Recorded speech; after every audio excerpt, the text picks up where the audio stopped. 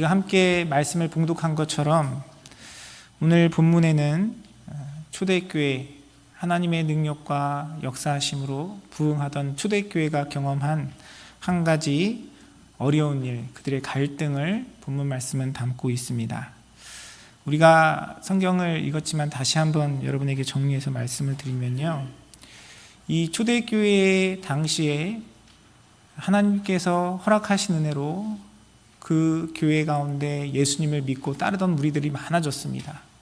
그 가운데 어려운 분들, 특별히 홀로 된 여성분들을 구제하는 일들을 섬겼는데 그 가운데 갈등이 있었어요. 오늘 말씀해 보니까 헬라파 유대인들이 자기의 과부들이 매일 구제에 빠져서 히브리파 사람들을 원망하였다라고 성경은 이야기하고 있습니다. 요즘은 혼자 되신 여성분들이 더 잘 살아가시는 것 같아요. 근데 예수님께서 사역하셨던 당시, 그리고 초대교회 당시의 그 문화적인, 경제적인 상황은요, 여성 혼자서 살아가기가 힘든 사회적 구조였습니다. 여성이 경제적으로 생계를 유지해 가기 위해서 할 수 있는 일도 굉장히 제한됐고요. 결혼이라는 것이 단지 어떤 한 가정을 이루는 것을 넘어서 여성에게 있어서는 생존이 달린 문제였습니다. 당장 내가 먹고 살아갈 방편이 결혼하여서 한 가정의 아내로서 살아가는 것 외에는 개인적으로 혼자서 무엇인가를 이뤄가기가 정말 힘든 그런 시대였습니다. 그렇다 보니 어떤 사고로, 어떠한 계기로 여성이 혼자 되어서 자기 혼자 삶을 살아간다는 것은 극히 어려운 일이었고요. 그래서 예수님께서도 항상 어려운 사람들을 돕는 일에 대해서 언급하실 때 과부와 고아들에 대해서 항상 언급하셨습니다. 그래서 초대교회에서도 이렇게 홀로 된 여인분들을 돕기 위해서 어떤 구제하는 일들을 힘썼던 것 같아요. 그런데 그 가운데 갈등이 있었습니다. 왜냐하면 우리가 성경에서 본 것처럼 당시 초대교회에 큰 두 부류의 사람들이 있었는데, 히브리파 또 그리스도인들과 또 헬라파 또 유대인들, 이런 사람들이 두 부류가 있었는데, 이 헬라파 유대인들이 그 구제 가운데 항상 빠져 있었기 때문에 그들이 그 일에 대해서 불만을 가지게 되었습니다. 당시에 그 초대교회를 구성하고 있는 사람들의 구성 인원은 성경에서 이야기하고 있는 헬라파 유대인들과 그리고 이 히브리파 사람들, 유대인들, 정통 유대인들과 어떤 사람들이 더 많았을까요? 당연히 초대교회 당시에는 히브리파 사람들, 정통 유대인들이 더 많았습니다. 왜냐하면 아직 복음이 활발하게 전해지지 않았던 당시였기 때문에 기본적으로 교회 안에는 유대인들이, 정통적인 유대인들이 훨씬 많았던 것이죠. 그러니 자연스럽게 소수였던 사람들이 소외받을 수 있었고요. 그런 일들 가운데 사람들에게 불만이 생기기 시작했습니다. 이 현상으로 보이는 문제는 구제에서 헬라파 유대인들이 소외되는 것이었는데, 오늘 본문의 말씀에 보니까 사도들은 그 문제의 본질에 대해서, 형평성에 대해서 이야기하는 것이 아니고요, 누군가 소외되었다는 것에 대해서 이야기하지 않고 조금 다른 측면을 이야기합니다. 사도들이 이야기하는 문제의 본질은 성경에서 보니까 하나님의 말씀을 제쳐놓고 접대를 일삼는 것이 잘못되었다라고 이야기를 합니다. 지금 표면적으로 드러난 문제는 구제하는 일들 가운데 특정한 사람들이 소외되었다는 상황인데, 그런 현실적인 문제인데, 사도들은 그 문제에 대해서 그 형평성의 문제, 소외된 것이 문제가 아니라 그것이 우선되어 하나님의 말씀이 가벼이 여겨지는 것이 문제라고 지적한 것입니다. 그리고서 오늘 우리가 함께 말씀을 본 것처럼 대안을 제시하죠. 그 대안은 무엇이었습니까? 믿음과 성령이 충만한 사람 7명을 세워서 사역을 감당하게 하였던 것입니다. 오히려 이런 갈등과 어려움 속에서 초대교회는 하나님께서 허락하신 은혜와 능력으로 말미암아 이 갈등의 위기를 기회로 삼아서 하나님께서 허락하시는 성장과 부흥을 경험한 그런 모습을 오늘 본문의 말씀은 우리에게 나타내주고 있습니다. 오늘 말씀을 통해서 그렇다면 이 초대교회가 오히려 위기 속에서 기회를 삼아서 부흥을 경험하게 되었는데 그러한 중심이 되는 원리들이 무엇인지 우리가 말씀을 통해 한번 살펴보기를 원합니다. 우리가 읽은 본문의 말씀은 이렇게 시작합니다. 1절 말씀에 보니까 첫 단어가 뭡니까? 그때에 라고 시작합니다. 6장의 1절 말씀은 그때에 라고 시작합니다. 이 그때는 언제입니까? 이 말씀 바로 앞에 있는 사도행전 5장 42절은 이렇게 기록되어 있습니다. 그들이 날마다 성전에 있든지 집에 있든지 예수는 그리스도라고 가르치기와 전도하기를 그치지 아니하니라 라고 이야기하고 있습니다. 바로 그때에 하나님의 말씀, 예수는 그리스도시다 라는 사실을 가르치고 전도하기를 힘쓴 그때에 이 교회는 갈등을 경험했지만 그 상황 속에서 하나님께서 주시는 부흥을 더욱더 풍성히 경험하였다라고 이야기를 하고 있습니다. 그리고 우리가 읽진 않았지만 우리가 함께 봉독한 말씀 바로 다음 절에 있는 사도행전 6장 7절의 말씀은 이렇게 기록합니다. 하나님의 말씀이 점점 왕성하여 예루살렘에 있는 제자의 수가 더 심히 많아지고 허다한 제사장의 무리도 이 도에 복종하니라 라고 성경은 기록하고 있습니다. 교회의 성장, 교회가 자라가고 하나님의 은혜가 교회 안에 부흥의 역사로 나타나는 일은 무엇을 통해서 이루어지냐면 철저하게 하나님의 말씀과 그 말씀 가운데 역사하시는 성령의 능력으로 나타난다는 것을 성경은 이야기하고 있습니다. 사랑하는 성도 여러분, 저와 여러분의 삶이 우리의 믿음의 공동체가 이러한 은혜를 경험하는 복된 공동체가 되기를 간절히 소원합니다. 부흥은 무엇으로부터 옵니까? 성경은요, 우리에게 줄기차게 이야기해요. 하나님께서 허락하시는 부흥, 하나님께서 허락하시는 성장은 하나님의 말씀의 열매라는 사실을 우리에게 일깨워 주고 있습니다. 우리가 교회의 부흥을 위해서, 교회의 성장을 위해서 아마 우리 모든 성도님들이 같은 마음으로 기대하고 또 기도하시리라 믿습니다. 우리 성도님들과 이야기하다 보면요, 교회를 정말 사랑하는 마음으로 우리 교회에 더 많은 사람들이 함께 믿음의 교제를 나누고 교회가 질적으로 양적으로 성장했으면 하는 그런 바람들을 많이 이야기하세요. 아마 한두 번쯤 충분히 여러분의 삶 속에서 교회의 부흥에 대해서 고민하고 생각해 보셨으리라 생각이 듭니다. 아니, 한두 번이 아니라 아마 매일같이 매주 우리 교회에 함께 예배드리는 그 시간들을 통해서 여러분 고민하시리라 생각이 들어요. 여러분이 생각하시는 교회의 성장, 교회의 부흥은 무엇입니까? 여러분 어떻게 생각하세요? 누군가 여러분에게 어떻게 하는 것이 교회가 성장하는 것이고 무엇이 교회의 부흥입니까? 라고 묻는다면 여러분 뭐라고 대답하시겠습니까? 보통 사람들은 모이는 사람들의 숫자가 많이 늘어나면 그것을 부흥이라고 이야기를 합니다. 그리고 그런 사람들이 많이 모이는 것을 통해서 교회가 재정적으로 안정이 되고 외형적으로 커져가는 것을 통해서 우리는 부흥했다라고 이야기를 해요. 어느 교회에 모이는 사람의 숫자가 많아지고 또 외형적인 그런 성장을 이루면 우리는 다 그것을 부흥했다라고 표현합니다. 그런데 그런 외형적인 성장은 본질적인 부흥의 본질적인 성장의 열매일 뿐이에요. 성경에서 이야기하고 있는 부흥과 성장은 무엇입니까? 물론 결과적으로 모이는 사람의 숫자가 많이 늘어났지만 성경은 그 본질에 대해서 하나님의 말씀이 흥왕한 일의 열매라고 이야기를 합니다. 그리고 그냥 사람들이 많이 모인 것이 아니라 제자들의 수가 더하였다라고 이야기를 합니다. 거꾸로 이야기하면요, 우리가 추구해야 할 성장, 교회가 이루어야 할 부흥의 본질은 무엇입니까? 하나님의 말씀이 우리 안에 넘쳐나고 주님의 말씀이 우리의 삶을 지배하여서 저와 여러분이 우리 모두가 예수 그리스도의 제자가 될 때 하나님의 진정한 부흥의 역사가 우리의 삶 가운데 나타나는 것입니다. 사랑하는 성도 여러분, 이러한 은혜가 저와 여러분의 삶 가운데 경험되기를 주님의 이름으로 축원합니다. 사람들의 숫자가 많아지고 외형적인 성장을 이루어가는 것이 중요한 것이 아니라 정말 주님의 말씀 앞에, 하나님의 그 말씀 앞에 우리의 모든 생각과 마음이 굴복하여 그리스도를 따라 닮아가는 삶을 이루어갈 때 그것이 진정한 부흥의 시작인 것이에요. 그래서 부흥의 시작, 부흥을 위해서 주님 앞에 가장 헌신되어야 할 사람은 누구입니까? 여러분 누구라고 생각하세요? 바로 나 자신이에요. 우리 모두입니다.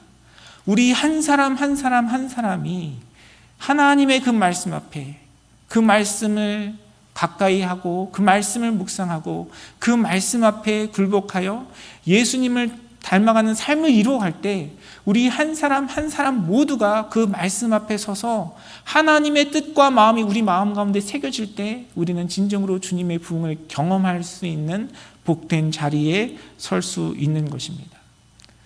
어제도 토요 새벽 예배 때 우리가 함께 말씀을 나누었습니다. 서로가 한 마음 한 입이 되어서 한 뜻을 품고 주님 앞에 나아가는 그것이 하나님께서 말씀을 통해 우리에게 주시는 열매라고 하나님의 은혜를 함께 나누었어요. 참된 부흥은, 진정한 성장은요, 바로 저와 여러분 우리 한 사람 한 사람이 그 말씀 안에 자라갈 때 우리 안에 경험되는 것입니다. 그래서 여러분 한 분 한 분이 우리 모두가 하나님의 몸된 교회가 주님의 뜻 가운데 세워져 가고 성장하고 부흥하는데 정말 중요한 역할들을 감당하고 있다는 것이에요.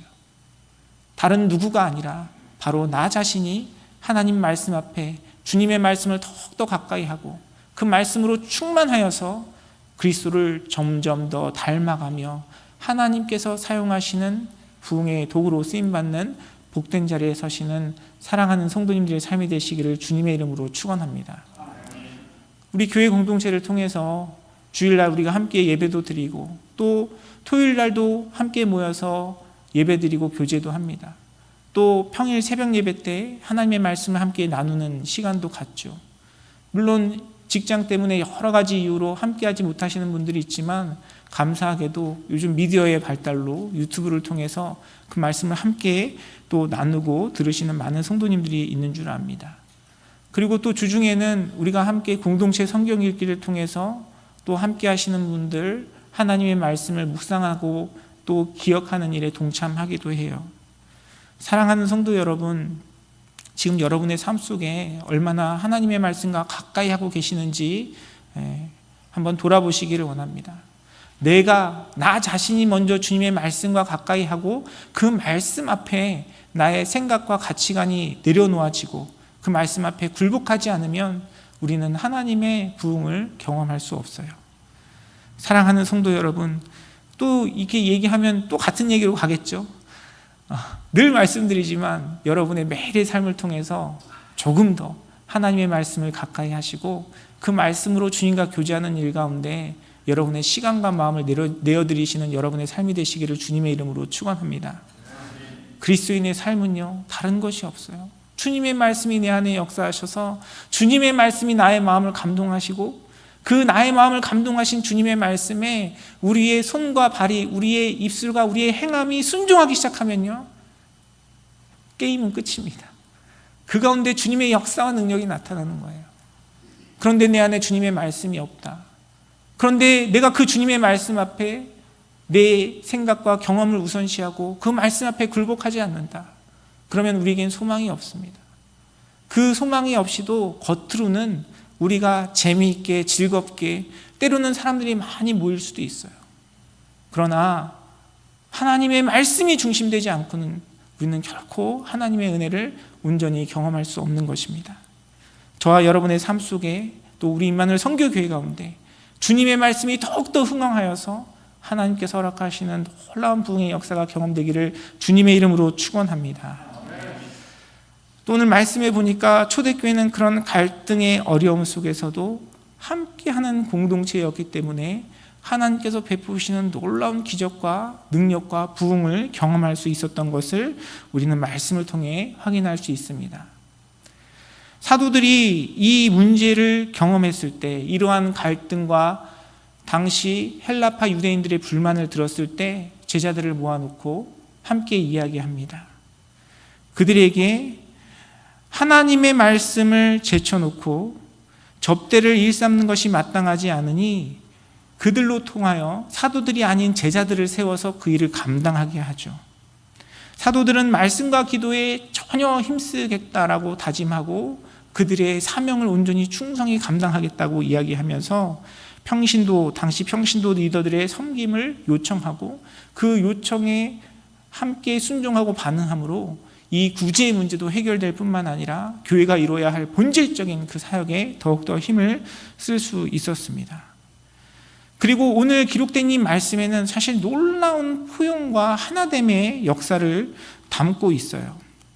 당시 히브리파 성도들은요, 헬라파 유대인들을 품는 그런 넓은 아량과 포용의 모습을 나타냅니다. 이렇게 사도들과 제자들이 또 모든 교우들이 함께 결정하여서 7명의 평신도 리더들을 세워요. 사도행전 6장 5절의 말씀입니다. 온 무리가 이 말을 기뻐하여 믿음과 성령이 충만한 사람 스데반과 또 빌립과 브로고로와 니가노르와 디몬과 바메나와 유대교에 입교했던 안디옥 사람 니고라를 택하여 라고 성경은 기록하고 있습니다. 7명의 사람을 세웠는데요, 이 7명의 사람들의 이름을 보면 전부 다 헬라식 이름입니다. 우리에게는 다 외국어니까 그냥 성경을 읽을 때 잘 들어오지 않는데요, 이 기록된 7명의 사람들의 이름을 보면 전부 다 헬라식 이름이었어요.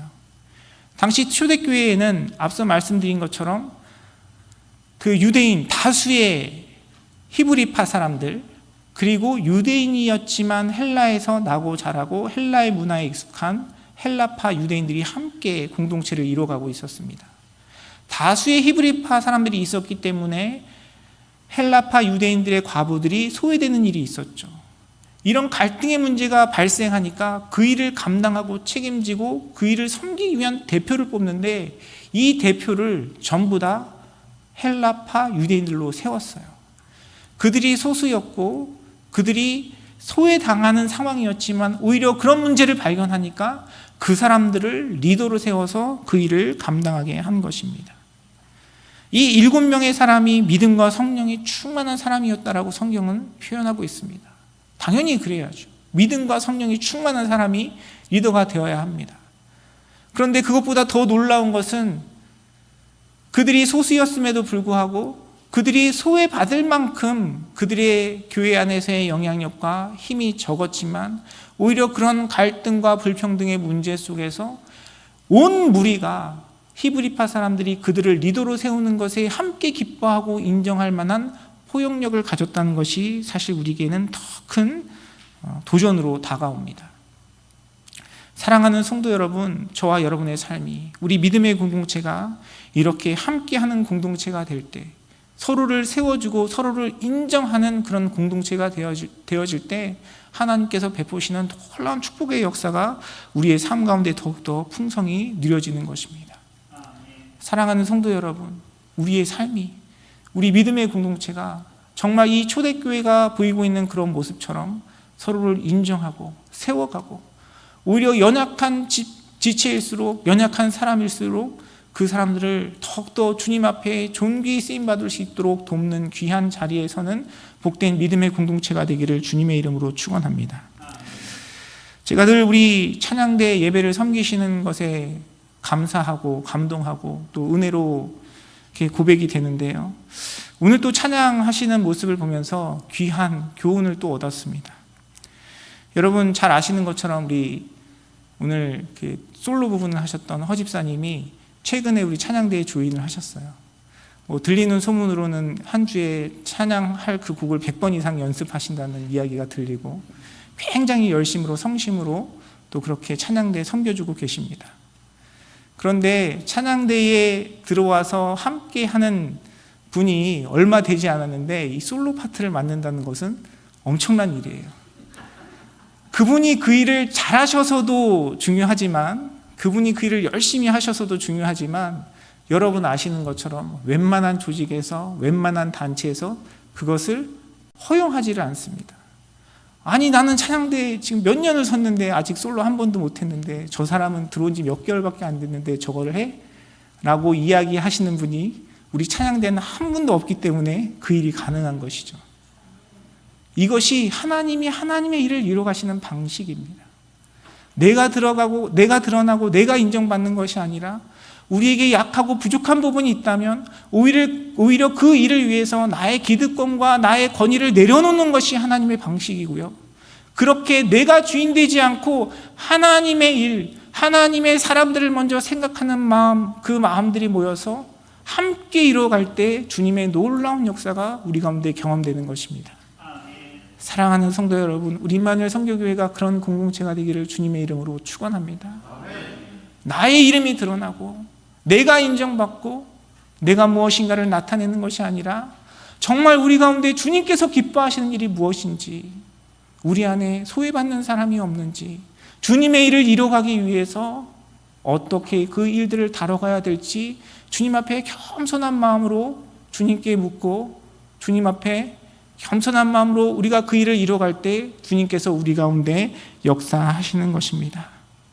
사랑하는 성도 여러분, 우리 안에 있는 모든 일들 가운데 주님의 마음과 주님의 뜻이 무엇인지 분별하여서 그 뜻에 순종하여 하나님께서 허락하시는 놀라운 부흥과 은혜를 경험하는 복된 믿음의 공동체 되기를 주님의 이름으로 축원합니다.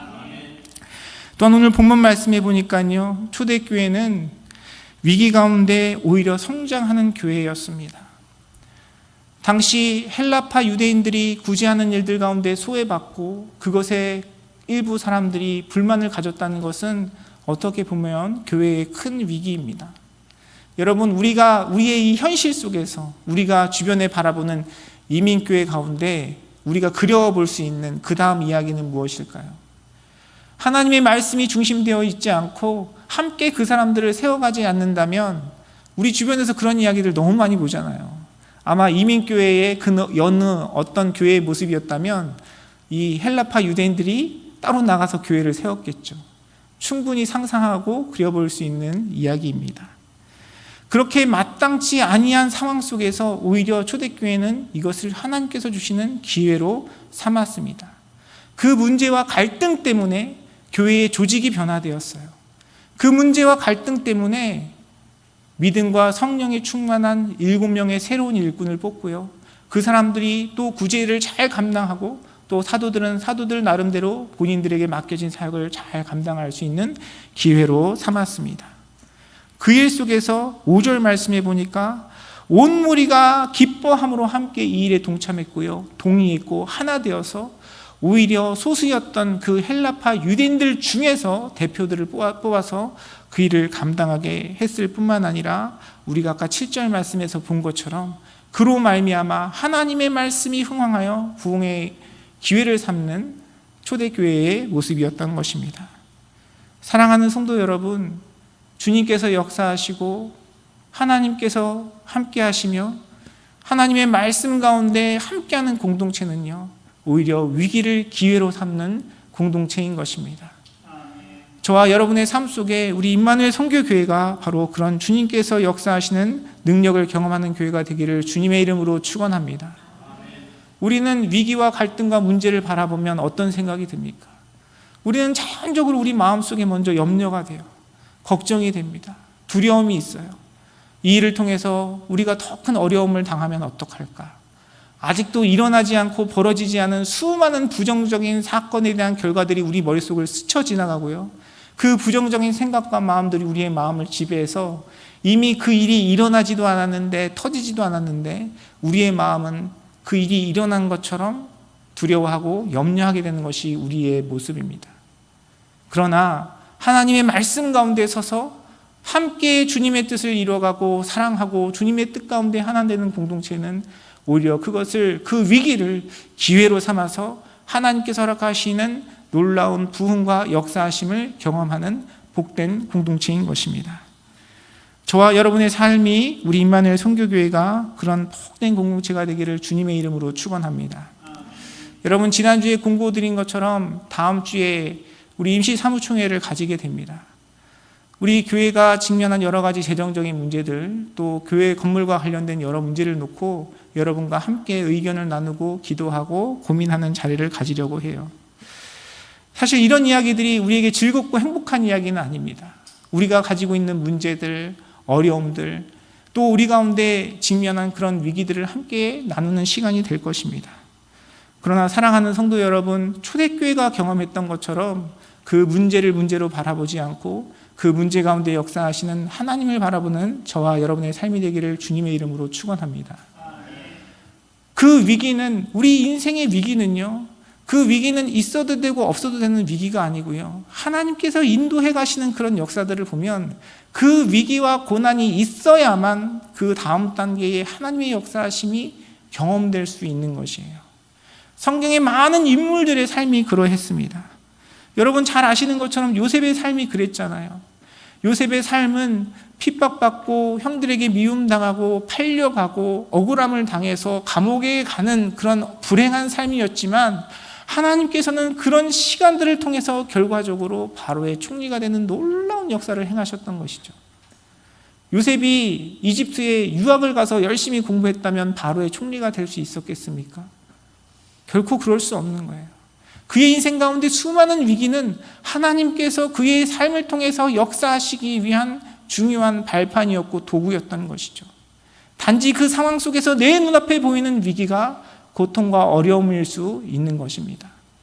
내가 나의 내일을 알 수 없고 장담할 수 없지만 나와 함께 하시는 하나님, 나를 끊임없이 사랑하시고 내 가운데 역사하시는 하나님에 대한 약속의 말씀을 붙들고 주님의 뜻대로 주님의 방법대로 사랑하고 하나 되는 삶을 살아가면 하나님께서는 그 일 가운데 주님의 놀라운 일을 행하시는 것입니다.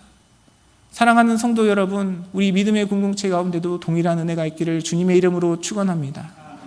초대교회에 이런 갈등이 구제의 문제 가운데 형평성을 잃어버린 이런 갈등이 그들에게 문제로 떠올랐지만 오히려 그것을 통해서 하나님께서 베푸시는 더 놀라운 기적과 부흥을 경험했던 것처럼 하나님께서 우리 믿음의 공동체 가운데 허락하신 모든 문제들 가운데 그 문제 가운데 개입하시고 역사하시는 주님으로 말미암아 하나님의 부흥과 역사하심을 경험하고 또한 그것을 기대하는 저와 여러분의 삶이 되기를 간절히 소원합니다.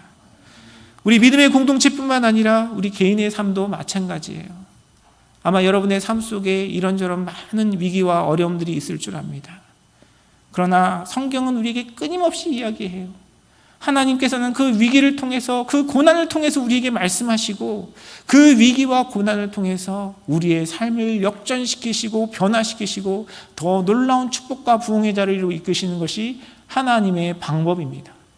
문제는 무엇입니까? 그러한 위기와 고난 속에서 우리 안에 말씀이 있느냐? 그 위기와 고난 속에서 내가 믿음과 성령으로 주님과 동행하며 내가 충만하냐 충만하지 않느냐가 우리 인생에 있어서는 더 중요한 문제인 것입니다.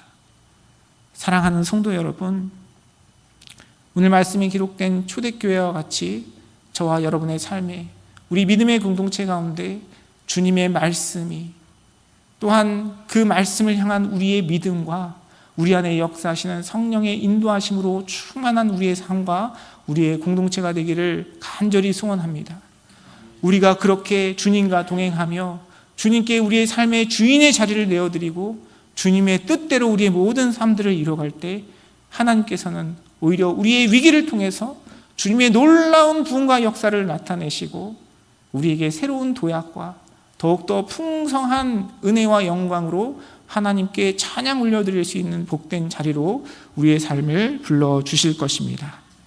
하나님께서 행하실 그 일을 기대하고 우리는 무엇을 해야 되겠습니까?